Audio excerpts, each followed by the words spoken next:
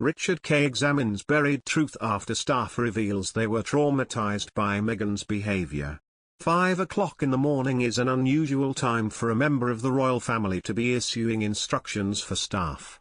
It smacks of panic and suggests an overly controlling nature. It is certainly antisocial. But in the summer of 2018, junior employees at Kensington Palace were becoming wearily familiar with these dawn emails and texts from the newly married Duchess of Sussex. Palace officials were at first quick to offer reassurance. Part of Meghan's working day meant connecting with contacts in the US, they said, when she had to be at her desk because of the time difference, hence the early messages to staff. They also talked of cultural differences in management style. Americans, they suggested, were more direct. Meanwhile, friends of the former actress were gushing to People magazine that Meghan had always prided herself on being a good boss. On one occasion, they related, she had paid for an ice cream stand to come to provide free treats for the staff. But over time these explanations seemed increasingly threadbare. By October the glow of her and Prince Harry's May wedding had long since faded and insiders were openly describing Meghan as Duchess Difficult. This had nothing to do with American-style straight-talking, but rather with what one figure suggested was her sharp, adversarial manner. Stories began to circulate of secretaries being reduced to tears and the word bully, fairly or unfairly, was being murmured about the Duchess's behaviour. Just months ago Buckingham Palace promised it would publish its report into how the historic allegations of bullying were handled by officials. But how hollow those pledges sound today. Instead of disclosing the steps taken to protect victims of the allegations, a curtain has been drawn over them. The report is buried, the changes to palace protocols unexplained.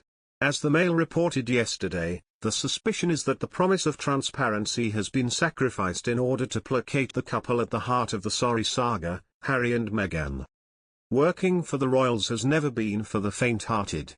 The hours are long, the pay poor and the requirements of the job have put many a domestic relationship under pressure. At the same time, one person's bully is another person's demanding boss. There is, however, a world of difference between the kind of exacting standards Prince Charles is, for example, known to expect from his team and those rumours that began circulating from within the Sussex household of youthful aides being humiliated. It emerged that the Duchess had faced bullying complaints from members of her staff. She was accused of driving 2 aides out of the household and of undermining the confidence of a third employee. An investigation into bullying allegations made against the Duchess of Sussex has led to improved policies for palace staff. It is not clear if even those who accused Meghan of bullying are entirely clear how the changes in HR policies relate to their complaints. Despite initial predictions from royal insiders that dozens of staff would come forward to give evidence against Meghan, who denied the claims, in the end only a handful of aides did.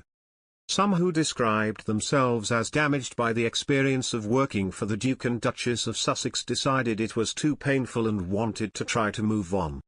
Others who still work for the palace feared it would be damaging to their careers to give evidence. When the bullying investigation was launched in March 2021, the palace said any changes in policies or procedures recommended following the review would be shared in the Sovereign Grant Report, which is published annually and documents royal accounts for the year. But at a briefing on the annual report yesterday, a senior palace source, citing the confidentiality of those who took part in the independent investigation by a law firm, said there would be no public discussion of the lessons learned. I'm not going to comment on the changes that have been made to the policies and procedures, I'll just say that the policies and procedures have been updated, he said. Policies and